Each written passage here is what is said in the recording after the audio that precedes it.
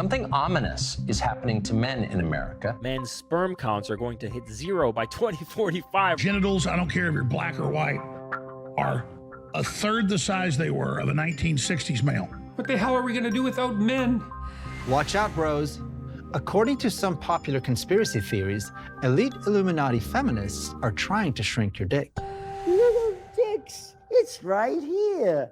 And pretty soon, no dicks. As the theory goes, they want to sterilize you and sap your precious vitality in a sinister plot to weaken America's alphas.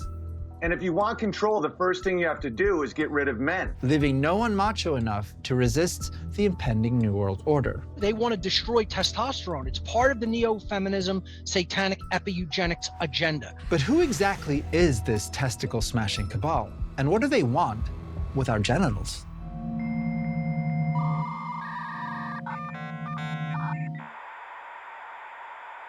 Men. Can't live with them, can't live without them. I mean, literally. Male reproductive health is pretty important to the survival of the human species. Male sperm count has plummeted by 50% since the 1970s. But why? There have been a flood of reports warning tumbling sperm counts are a legitimate cause for alarm. Over the last basically 40 years, sperm count has dropped at a little bit faster than 1% per year. It went from 99 million sperm in a milliliter to 47.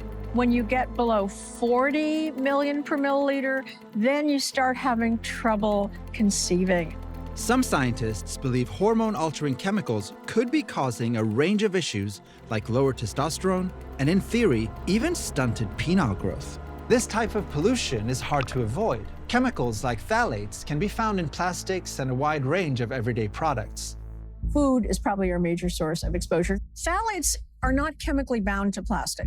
They leave when they're warm, particularly. Now, this is all still far from settled science. More recent studies have challenged some of the data that points to a looming spermageddon. It is not well accepted in the scientific community that sperm counts are definitely declining. There's a lot of data to suggest that, but the quality of that data isn't rock solid. There are a variety of factors that could be impacting men's sperm counts over time.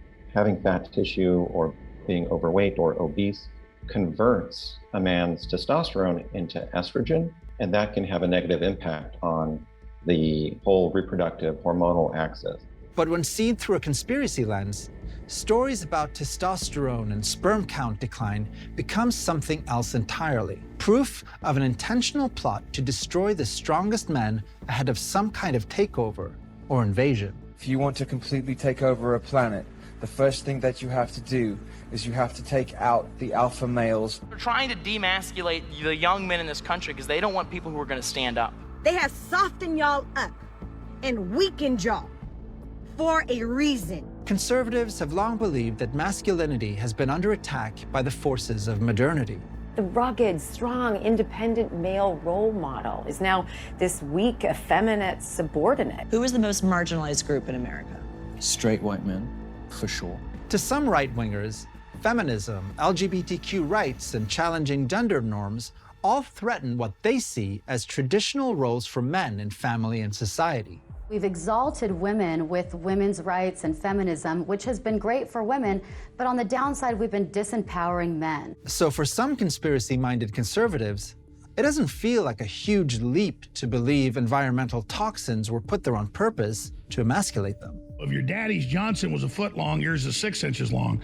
And if yours was 6 inches, your son will be 3 inches. And the one with it won't even have a penis. Alex Jones might be the media figure most dedicated to spreading hysteria about men's health conspiracies. On his show, he claims endocrine-disrupting chemicals are tied to culture wars around sexuality.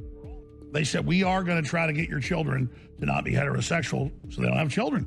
We are targeting your children through toys and all the foods at the grocery store with all the stuff on it. But for Jones and those who share his beliefs, the supposed end goal isn't just some liberal vision of a genderless future. It's a plot to shrink the human race by ending reproduction as we know it.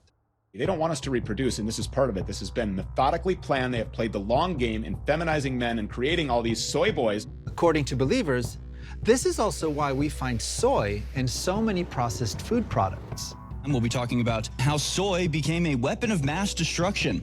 Soy contains phytoestrogens, which are similar to some human hormones, leading to the belief that eating it will lower testosterone levels and feminize men.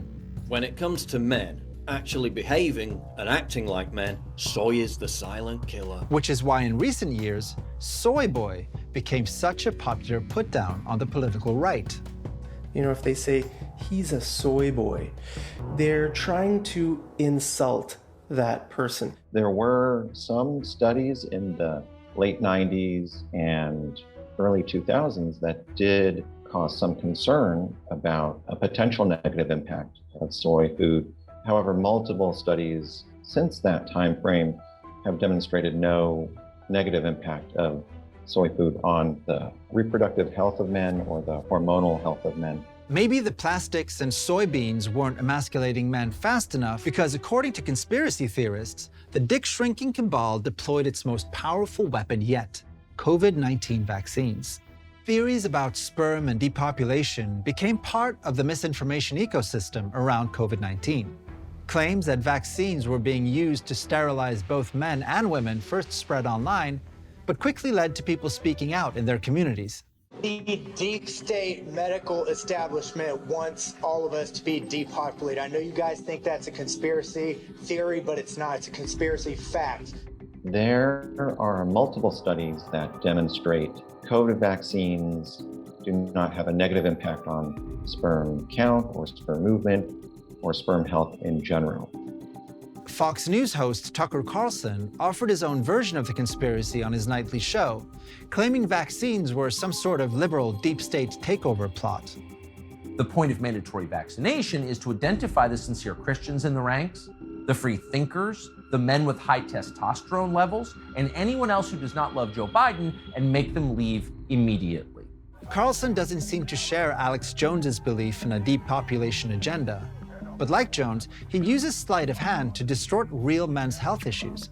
Like in this segment, where he portrays a masculinity crisis that includes both endocrine-disrupting chemicals and feminism. Men seem to be becoming less male fundamentally, measurably. Sperm counts, for example, across the West have plummeted.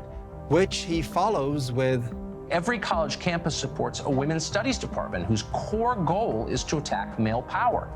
These media personalities don't just stoke fear about an alleged conspiracy against men, they also profit from it.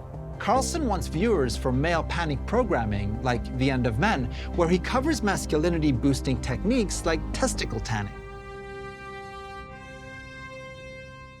While Alex Jones shills dude-oriented supplements on his program. Super Male Vitality, formerly our bestseller, still is. In fact, there's a whole cottage industry of products, programs, and retreats meant to help men regain their masculine mojo that are making the rounds online, like raw meat diets. Look at the salad of cow feet that I have here in front of me. Gonna be getting down on that. And so-called alpha male content offered by a wide range of influencers, some of whom are ready to teach men new weird stuff to do with their dick and balls. Ugh. Who knows? Maybe some of the people who try some of this stuff do end up feeling more manly. But it won't do anything about the potential widespread risk of hormone-altering pollution, which gets at the ironic heart of men's health conspiracy culture. If you think the problem is a plot aided by soybeans, vaccines, and drag queens, there's no reason to put pressure on the companies that expose us to harmful chemicals unchecked. They're put into products without safety testing, and then we see if they cause harm. And it can take 10, 20, 30 years to demonstrate that harm, and all that time people are being exposed. Even if there was a scientific consensus around the negative impact of endocrine disruptors, we would essentially be talking about an environmental issue, and only robust environmental protection laws and food safety regulations could fix it. The regulations are not that much strong. What happens is they target one phthalate and then the industry switches to another phthalate. And then it looks like that we are, chasing something that cannot be chased. No matter your gender, you would have every right to be outraged about living in a world where corporate actors are allowed to poison us first and ask questions later. The things that we're exposed to we didn't ask for. We are the guinea pigs in this huge experiment that we haven't asked for. But as long as these kinds of problems are seen as culture war conspiracy fodder, corporate polluters will have us all by the balls.